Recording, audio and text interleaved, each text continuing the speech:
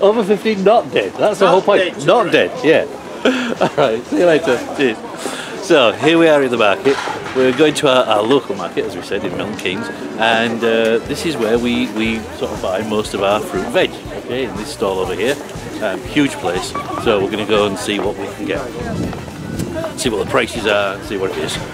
Right, okay, one of the main things is beetroot. So, we've just found a whole host of beetroot. Another basket. We already need another basket. We always do this. Okay. Oh, you've already got apples and bananas and stuff. £1 a bag for a huge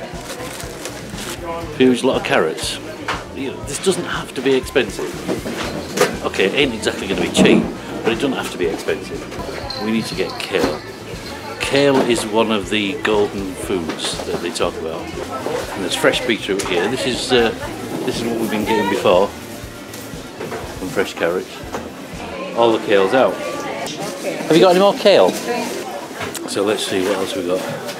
We got beetroot, we got carrots. Since I had like fruit yesterday, nothing but fruit smoothies. Really, today should be a lot better. I can't see any down there, love. No, oh, we'll have to come early in the morning next time. True. What? It'll be only one basket. Yeah, we never just get one basket. 2 lots of strawberries, yeah?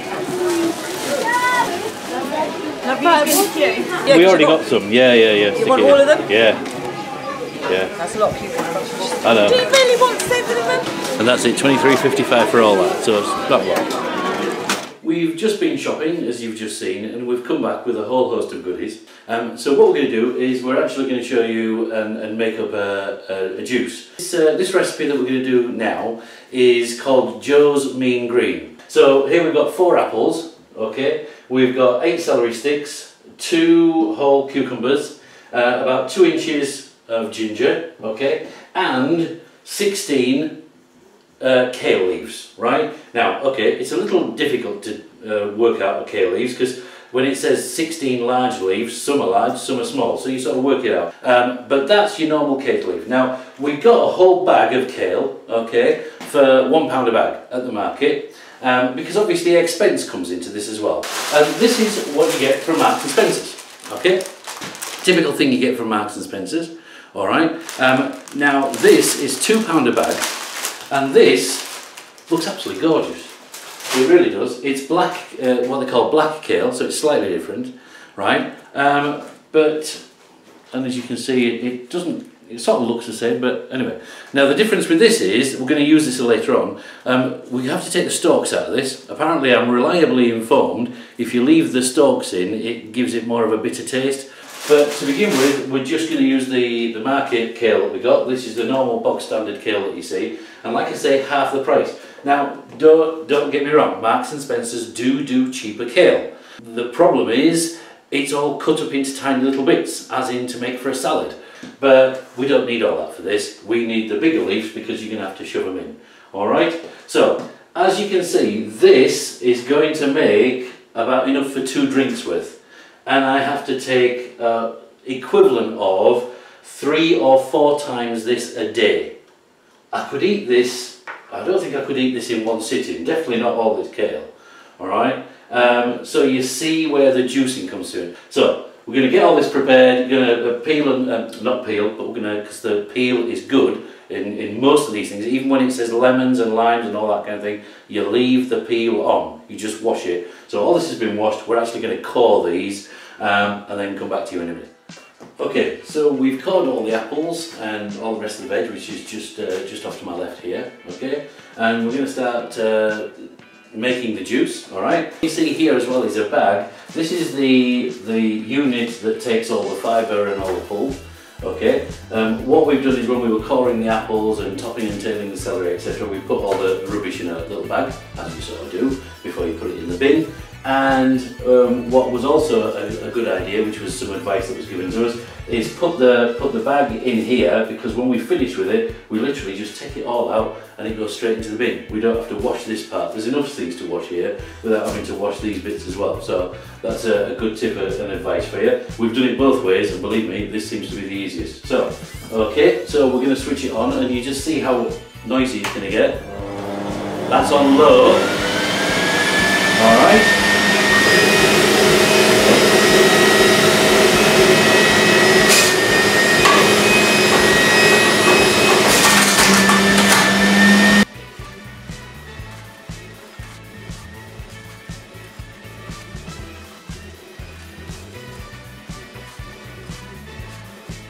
Okay, and that's how much kale juice we actually got out of it.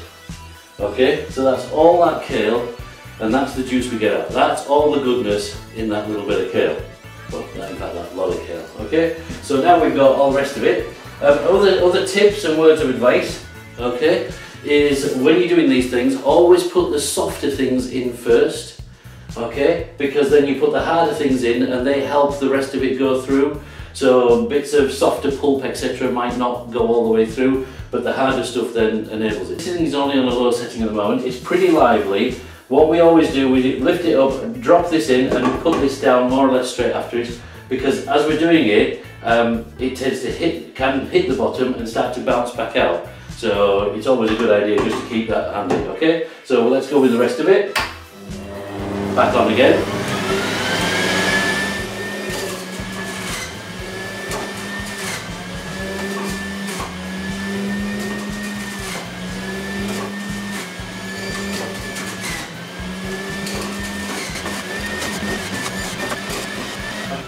Now that's the apples gone in.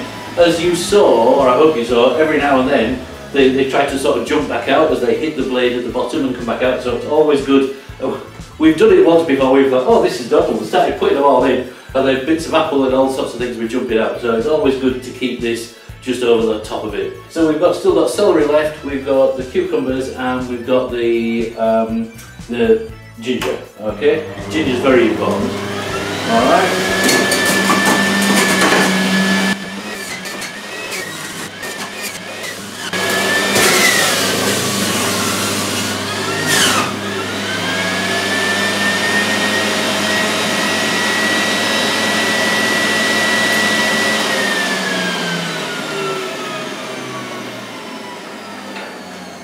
Okay, so that's finished that. So all that stuff has come out to produce just this. Okay, and this is what have we got? 1.6 litres, which is just enough for just over 2 drinks. Okay, needs a bit of a stir. That's the other thing as well. When you start putting this in the fridge and in places like that, remember that it will need a stir or a shake up, because it does start to separate. Okay, put that in there. Okay, let's wrong cupboard. Let's get a glass. Okay.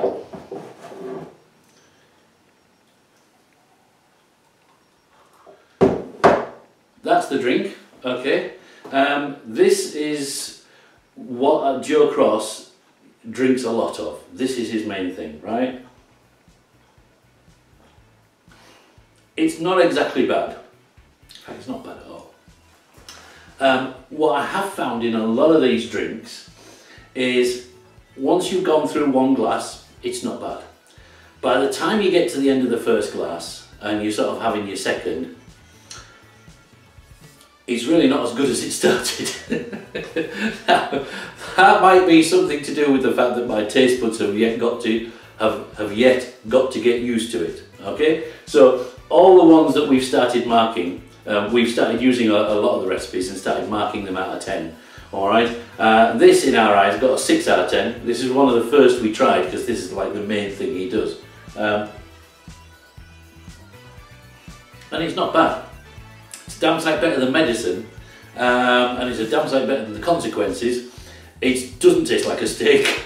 The other thing is, what we found that now this is like the 3rd day that I'm just juicing only, nothing else. But of course I've been drinking 1 or 2 juices per day for the previous week, which was the first week of the reboot. That was half food, half drink. Okay, that kind of thing. And we did find that, yeah, you don't tend to like it, the second glass, whichever, you know, you could do with having 1 glass, sticking it in the fridge, then having a different drink, and then coming back to this, you know, and so on and so forth. Okay, so cheers. I'm going to come back in a minute and make another one as well.